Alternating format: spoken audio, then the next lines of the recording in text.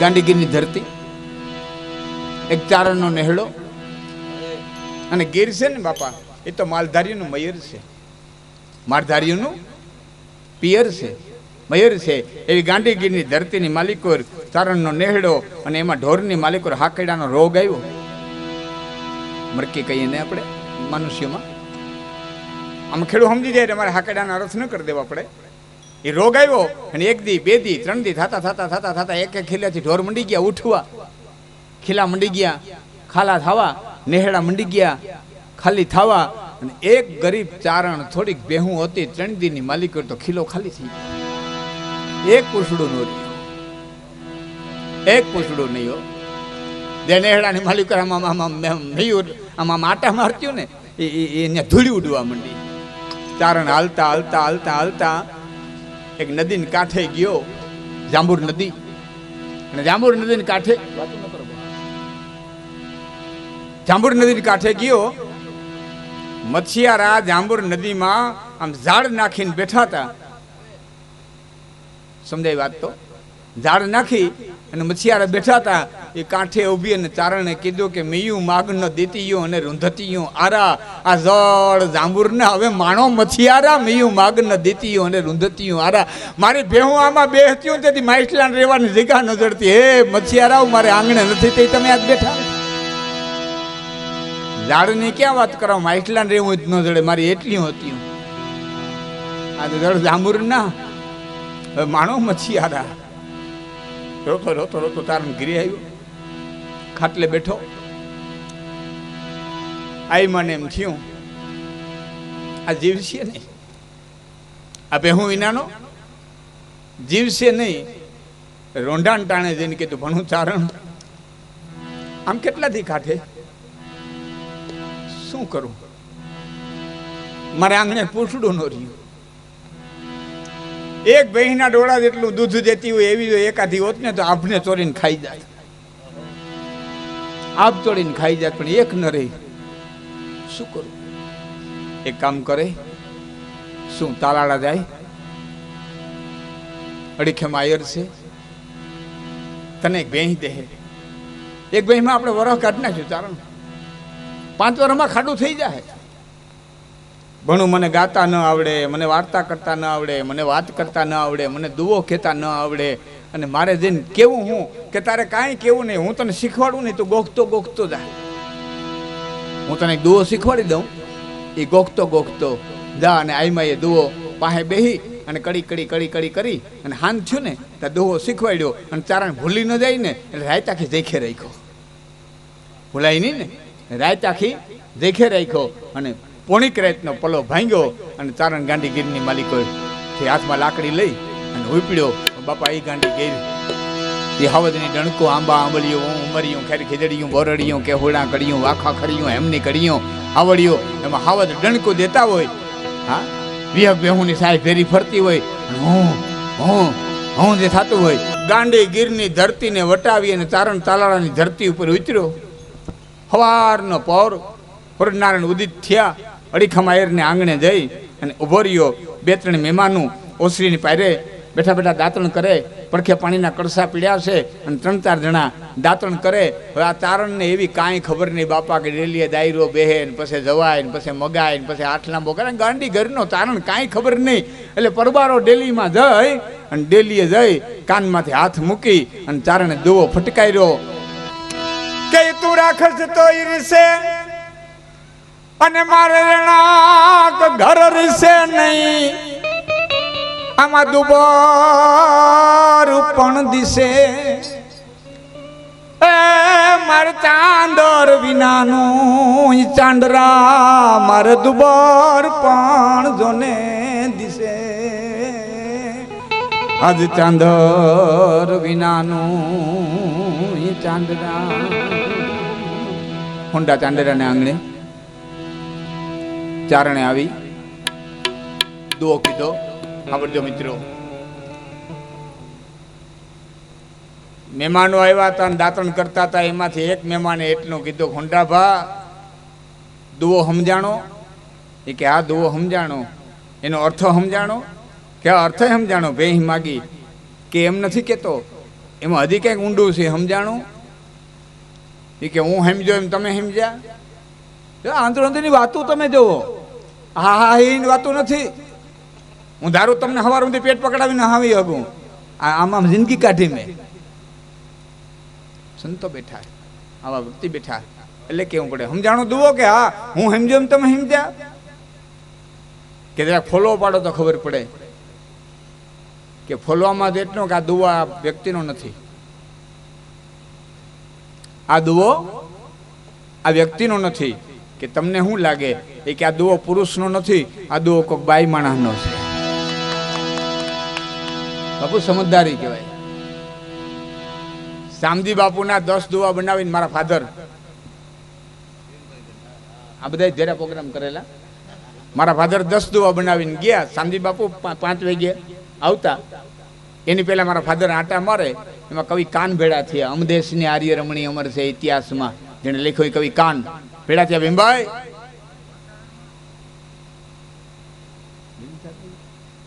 નિરાતે કરો.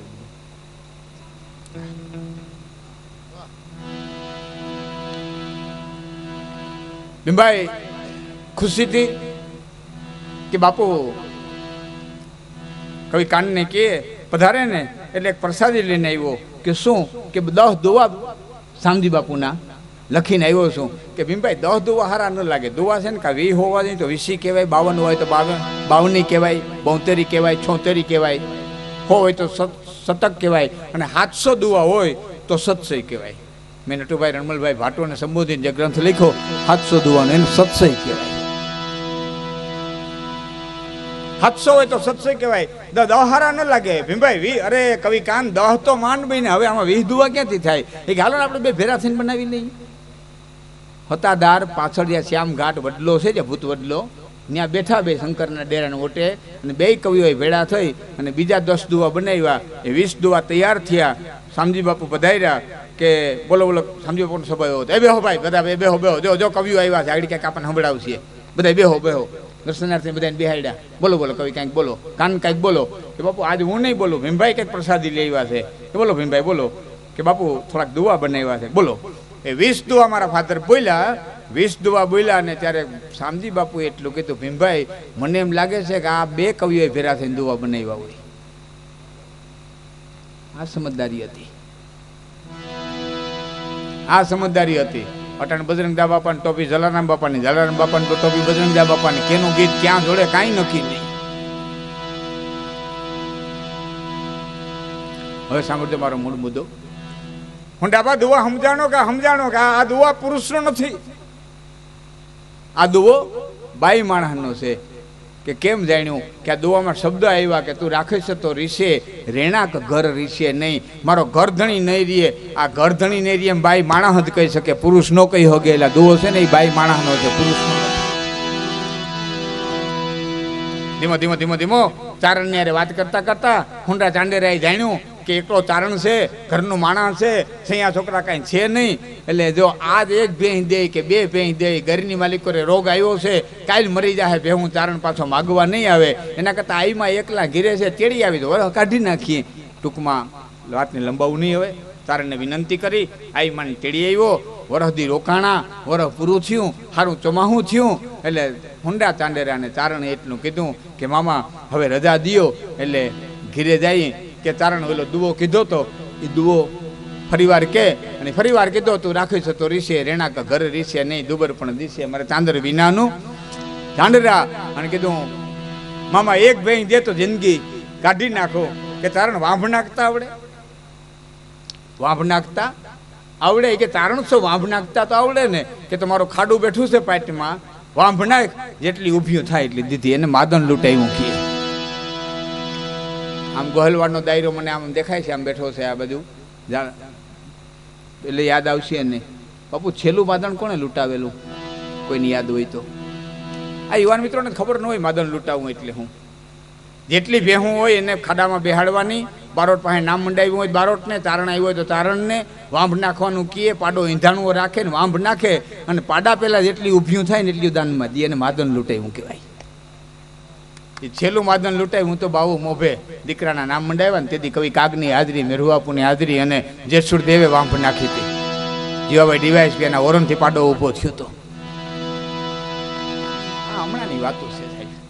હવે વાતને હું લંબાવું નહીં. ચારણ વાંપ નાખ, ટૂંકમાં વાંપ નાખી ભાગમાં હતી એટલે બેહું ઊભ્યું થયું, ચારણ લઈને હાલતો થયો. આઈ માને ગાડામાં બેહાડી અને હુંડો ચાંડેરો મૂકવા ગયો. રસ્તામાં નદી આવી. એ રસ્તાની માલિક હવે સાંભળ્યું તો છેલ્લી ઘટના. નદી આઈ માએ કીધું મારે પાણી પીવું છે. ગાડું ધરમાં ઊભું રાખ્યું. આઈ માં હેઠા ઉતર્યા, પાણીનો ખોબો ભર્યો, 2 ખોબા પાણી પીધું. સામે ભેખડ અને ભેખડીની માલિકોર એક ખોપરી અને ખોપરીની માલિકોર ધૂળ ભરાયેલી અને ધૂળીમાં ચોમાહાનો પેલો વરસાદ પીડ્યો તો એટલે સૈયાના કોટા ફૂટ્યા હતા. બાપુ આખું દ્રશ્ય સમજાય તો ખ્યાલ. સૈયાના કોટા ફૂટ્યા હતા. એ ખોપરીને લઈ અને આઈ માએ હુંડા ચાંડેરા હામાં અડીખામાં આયર સામે આમ ખોપરી કરીને કીધું, સુંદરાભા આ જોશ કે આમાં એ માણાની ખોપરી છે કે એને એમાં કાંઈ છે કે માં એમાં ધૂળ ભરાણી છે અને એમાં સૈયા ઉગ્યા છે. એમાં સૈયા ઉગ્યા છે એટલું કીધું ને તે નદીના પટમાં આઈ માએ ઉભા ઉભા કીધું તું કે યા વરહે યાહીર યને અમને રૂરૂમાં રાખત નહીં તો વગર પાણીએ જોને વીર આમાં સૈયા ઉગી જાત ચાંદરા વરહે આહીર અમને રૂરૂમાં રાખત નહીં. આમાં તો પાણી પડ્યું ને ભાઈ સૈયા ઉગ્યા. અમારા 2 માણાની દિશા થઈ હોત ને કે આમાં વગર પાણીએ વીર આમાં સૈયા ઉગી જાત ચાંદરા. આ જગદંબાના શબ્દો, આ ભગવતીના શબ્દો, આ હીરોની દાતા. આ સમજદારી જુઓ કેને કહેવાય, એને એની મરમ કેને કહેવાય. કોણ રચયિતા ભગવતીનો જુઓ. એ જગદંબાની એક સ્તુતિ. આ ભરવજો, ખૂબ ભરવજો. મેં વચ્ચેમાં વાતો કરી તમને અટકાવ્યા હતા. ખૂબ ભરવજો. ફરમાઈશ તો 2-3 આવ્યું હવે અત્યારે નથી લેતો પણ ખૂબ ભરવજો. કે નવો લાખાઈ લો પડી આડીયું ભેડીયું મડીયું માથડે છેટા છેટા ખાલી આમાં વાત ન કરતા. મારા બાપા કોકને દઈ દીધો, તમે ન આવ્યો તો કોકને આપી દીધો, ભેરા કરીને લઈ જાય એક જણો. નવલા ખાઈ લો બડી યાડી જો ભેડી જો મડી જો મઠડે રાસ રમે. નવલા ખાઈ લો બડી યાડી જો ભેડી જો બડી બડી મઠડે રાસ રમે. કર હે મત ચોડી જો પાડી જો તાડી જો તાડી જો તાડી જો નફત છે.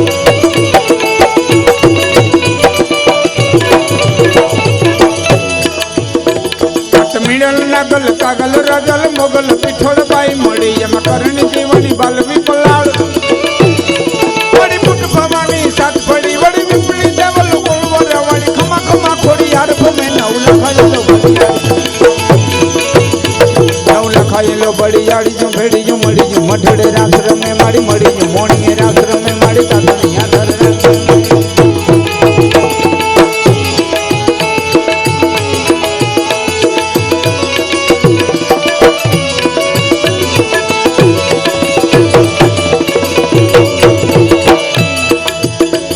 જબર દોરાડી જોગ જોગણી રંગ રટાડિયું રસ રમે નવરાત નવેલિયું બુઢિયું બાળક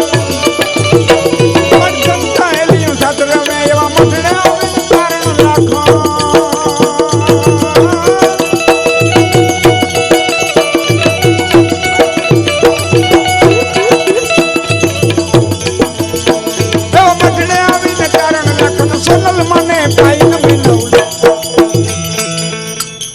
બાપુ મઢડા આઈ હોનબાઈ માના તરણની માલિક મસ્તક નમાવી. એક જ મિનિટ ભાઈ. સોનબાઈ માના તરણની માલિક મસ્તક નમાવી અને હેમંતભાઈ એક ડીવાયએસપી એટલું કીધું, હું નામ ન ભૂલતો, જીવાભાઈ હતું નામ, કે માં આશીર્વાદ આપો એટલે મને એક ચંદ્રક મળી જાય. કે બેટા એવું શું કામ કરવા જાય ચંદ્રક મળે? કે માં કામ પૂરું કરીને આવું તો સરકાર એક ચંદ્રક આપે. તમારી ભાષા હું કે ભગવાન જાણે અહીં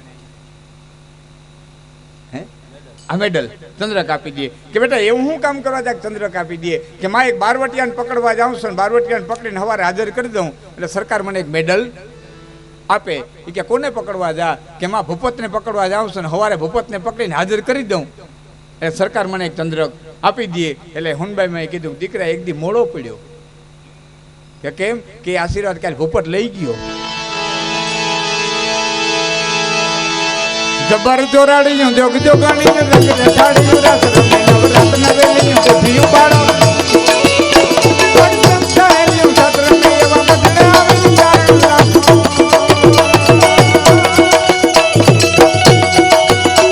એવા મઠડે આવે ને કારણ રાખો સોનલ માને પાઈ નમે નવ લખાયેલો પડી આડિયું ઘડિયું મળી મઠડે રસ રમે નવ લખાયેલો પડી આડિયું